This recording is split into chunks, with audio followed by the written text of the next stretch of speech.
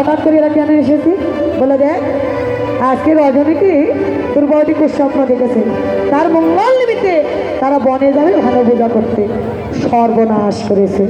ওই কুটিলে সব জটিলে কুল খাতারি যত জটিলে সব জটিলে গোড়া খাতারি যত দাদার পুরে কালি দিতে সব হয়েছে রাত।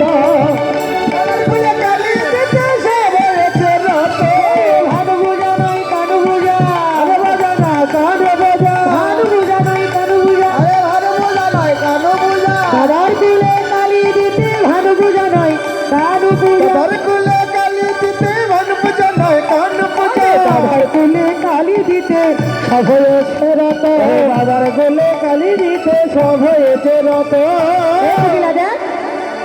দেখ দেখ মা দেখ, তুই অমন কথা বলিস না।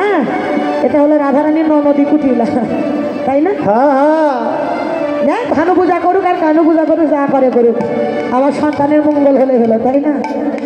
মাকে বলে কিছু হবে না। কুটিলা ভাবছে মাকে যতই বলে কিছু লাভ হবে না। বৌদিকে বলে, ও বৌদি, তুমি নাকি পূজা করতে যাচ্ছ, তাহলে আমি একটু তোমার সঙ্গে যাবো। রাধারানী বললো, ননদী তুমি ওই বনে যেও না, ওই বনে এক বাবা দেবতা, তার চরিত্র ভালো নাই। সে ছুরি বুড়ি মানে না রে, ছুরি বুড়ি মানে না রে, তারে পাই তারে ধরে, ছুরি বুড়ি মানে না রে, তারে ধরে ধরে মানে না রে। শোন শোন, ও ননদী তুমি যেও না, ওই বনের বন দেবতার কিন্তু চরিত্র ভালো নয়। ছুরি বুড়ি মানে না, যারে পাই তারে ধরি। সুন্দরী রমণী হলে তারে আরো আগে আকর্ষণ করে।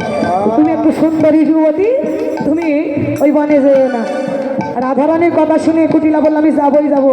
যতই বলো তোমরা ওই ভানু পূজার ফলে কানু পূজা করবে আর আমি বাড়িতে থাকবো, তা হবে না। একেবারে আজকে হাতে নাতে ধরবো রাধারানীকে। কুটিলা ভাবলেন একেবারে হাতে নাতে আজকে ধরে আনবো মায়ের নিকটে।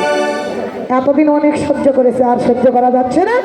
এবার রাধারানীকে আজকে বনের মাঝে কৃষ্ণের সঙ্গে হাতে নাতে ধরবো। এই বলে, ঠিক আছে ননদী তাহলে চলো।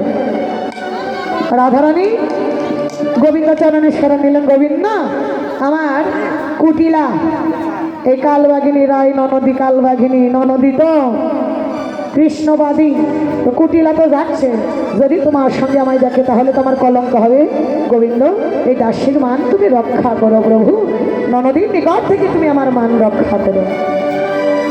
তো যে গোবিন্দ চরণের শরণ নিলেন, গোবিন্দের তো কৃপা হবে। তো এদিকে সখীগণকে সঙ্গে করি রাধা বিনোদিনী জটিলার চরণে প্রণাম আদি করে যাচ্ছেন। আজ চলে রে, দাঁড়াও দাঁড়াও আসবে রাধা বিনোদিনী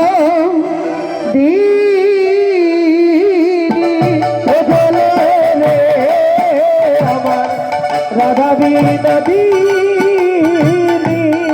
আজ চলে রে আমার আগে আগে যাই কুটিলা পিছে রাধারানী, আগে আগে যাই কুটিলা পিছে রাধারানী, আগে আগে যাই কুটিলা পিছে রাধারানী, আগে যাই কুটিলা পিছে রাধারানী। কাল বলে লইয়া চলে যাতে তো সখিনী,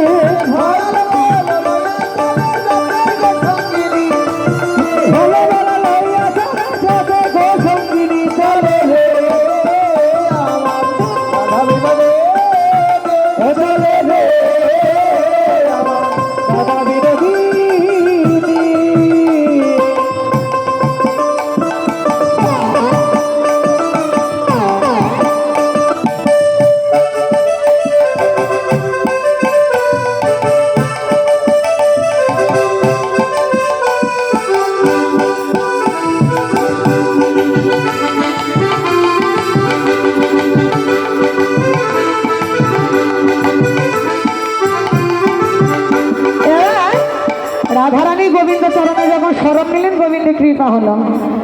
এবার ওই পথের মাঝে একটি সুন্দর বন সৃজন করলেন। কুটিলা মনে মনে ভাবলেন, বাপরে এত সুন্দর বন তো আগে কোনোদিন দেখিনি। হঠাৎ করে এই পথের মাঝে এত সুন্দর বন কে শিখিল। কুটিলা বাসনা জাগলো, এ হেন সুন্দর, এ হেন সুন্দর